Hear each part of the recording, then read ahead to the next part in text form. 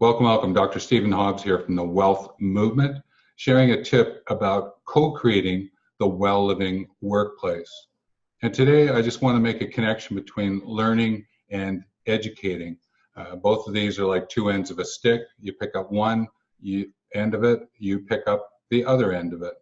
But there's something that's kind of interesting is that if you've been tracking what's been taking place with learning and educating over the years, it was very much about whatever happened, and then it went into apprenticeship, and then into more formal schools, and then it went into an understanding more about child learning, adult learning, and then it went down the road of this notion of accelerated learning and NLP, and through stages of organizational learning, and then into the world of neuroscience, and now we're into this machine learning and seeing where that's all going to take us. But in this connection between learning and educating in terms of co-creating the well-living workplace, there's a point here that I would make, and it comes to this phrase: when you listen, you learn; where you share, you educate.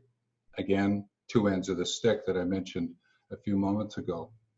But in this, there's an important part of the educating. There's many different educating approaches. I've identified 10 that work in the workplace.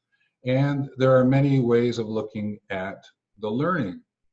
One in particular I want to go over is what's called VAK, which stands for Visual, Auditory, and Kinesthetic. So each person has a combination of those. One of them tends to be a little bit more dominant than the other. And it's kind of interesting when you find that out. I know in my own story, when I figured out that I'm a visual learner, and I then took on techniques to help me learn in that way, things shifted dramatically while I was at school and at university. So when you're educating in the workplace, you're co-creating the well-living workplace. Think about this notion of VAK, Visual, Auditory, Kinesthetic. Who is sitting across from you? What is the group made of? And there are assessment forms for it, but again, you can pick that up pretty quickly because you may have to modify your educating approach to be able to match the learners that are in your room. Now, the other part of the learning, and another day I'll talk about educating, but another part of this learning is to understand that there are people who would be called global learners wanting the big picture, and then there's some specific learners who want to get into what's important for me at this point in time, and let's learn it and let's get on with it. I am one, I very much am what's called a specialized generalist. So I like this global learning, look at the bigger picture, then figure out how to maneuver my way into the organizational work.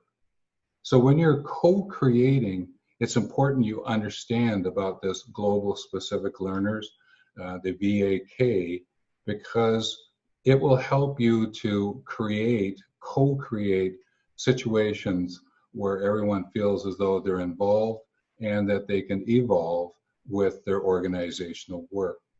So again, if you're looking for more information, you can sign up for the course that I offer at wellthmovement.com/organizational-health. It's a great course that goes over the 10 dimensions of the well-living workplace and has a section on learning and educating that you can get some more insights from. So with that, I wish you well in your learning and in your educating, and take care.